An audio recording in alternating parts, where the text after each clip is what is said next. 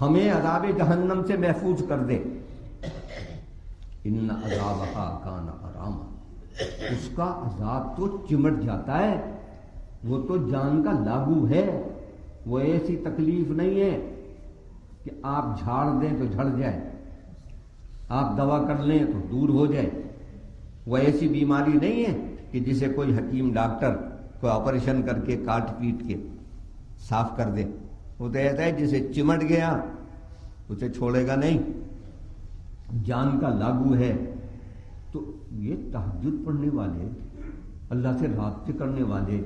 دنوں کو اللہ کے احکامات کی تعمیل کرنے والے اور راتوں کو اللہ سے لو لگانے والے اتراتے نہیں ہیں، اللہ سے دعائیں کرتے رہتے ہیں ہمیں عذاب جہنم سے بچائے۔ یہ اس پر نہیں اترا رہے کہ بہت تہجد پڑھ لیے جنت تو بس ہمیں ٹھیکے پہ مل گئی،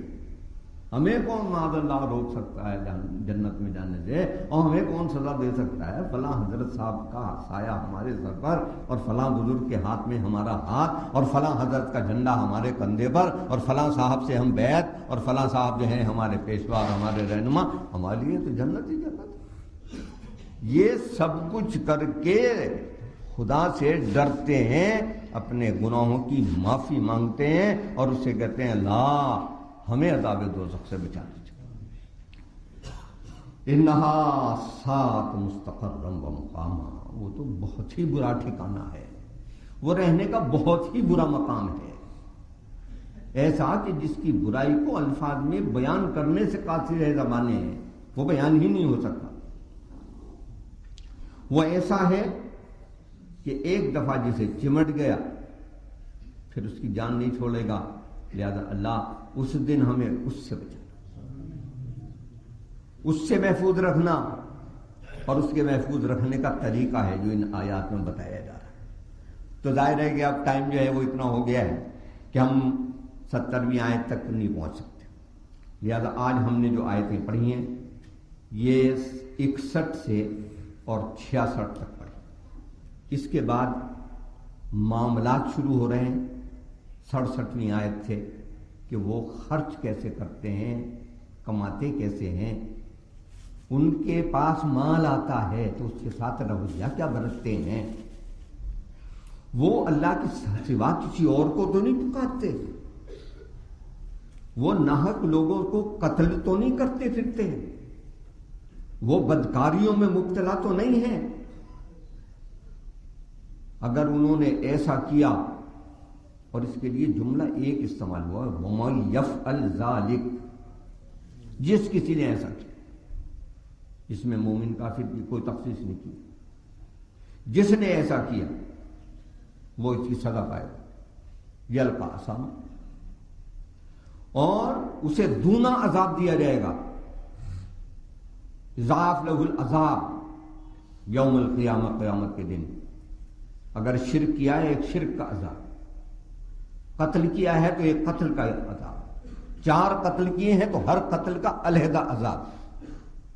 بدکاری کی ہے تو اس کا علیحدہ عذاب۔ کوئی یہ سمجھ لے کہ جی وہ ایک عذاب ہوگا اس میں سب کچھ نمٹ جائے گا، اللہ کہتا ہے ہم نے سب کچھ لکھ لکھا کے رکھا ہوا ہے، شریک کیا تو اس کے عذاب کو پہ علیحدہ بھگتو گے، اور خون ناحق کیا ہم نے جان کو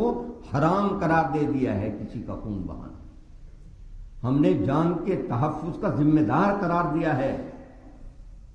تمہیں، لہذا اگر کسی نے ناحق کسی کو ستایا، تکلیف پہنچائی، خون بہایا تو اس کا عذاب اسے پھر علیحدہ ہوگا، دونا عذاب ہوگا۔ اور اس کا مفہوم یہ بھی ہو سکتا ہے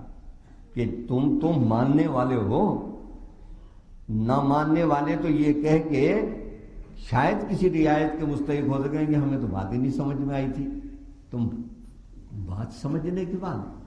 محمد صلی اللہ علیہ وسلم کو رحمت للعالمین ماننے کے بعد، قرآن کو کتاب ہدایت تسلیم کرنے کے بعد پھر خون بہاؤ، پھر بے گناہ لوگوں کو مارو، پھر بچوں کو قتل کرو، پھر لوگوں کو ذبح کرو، پھر لوگوں کی جائیدادوں پہ قبضہ کرو، پھر لوگوں کے حقوق تلف کرو، پھر لوگوں کے ساتھ زیادتی کرو، اور پھر تم سمجھو تمہارے لیے جنت بنائی ہے۔ اللہ نے بدکاروں کے لیے تو جنت نہیں بنائی، اللہ نے خونیوں کے لیے تو جنت نہیں بنائی، اللہ نے ظالموں کے لیے تو جنت نہیں بنائی، وہاں تو بڑا ٹھوک بجا کے داخل کیا جائے گا. ویزا بڑا سخت ہے جنت میں جانے کا، پاسپورٹ بھی پوری طرح سیٹ دیکھا جائے گا، تب جا کے اندر داخلہ ملے گا. آپ اپنے ملک میں بغیر شناختی کارڈ کے داخل نہیں ہونے دیتے، اللہ کیسے داخل ہونے دے گا کسی کو بغیر شناختی کارڈ کے؟ اور وہ شناخت اس نے بتا دی ہے. اسی جملے پر بات ختم کی دیتا ہوں. نبی صلی اللہ علیہ وسلم نے ارشاد فرمایا وضو بہت اچھی طرح کیا کرو، قیامت کے روز یہ تمہارے اعضائے وضو جو ہیں سورج کی طرح چمکیں گے، اور میں ان سے تمہیں پہچانوں گا کہ تم میرے ہو. تو جس نے نماز نہیں پڑھی، جس نے وضو نہیں کیا، جس نے وضو نہیں کیا، اس کا کیا چمکے گا؟ اور جب وہ یہ دعویٰ کرے گا کہ نہیں میں بھی آپ کا، تو اس دعوے کی دلیل کہاں ہوگی اس کے پاس؟ کیونکہ اس کے تو اعضاء جو ہیں وہ اس نور سے محروم ہیں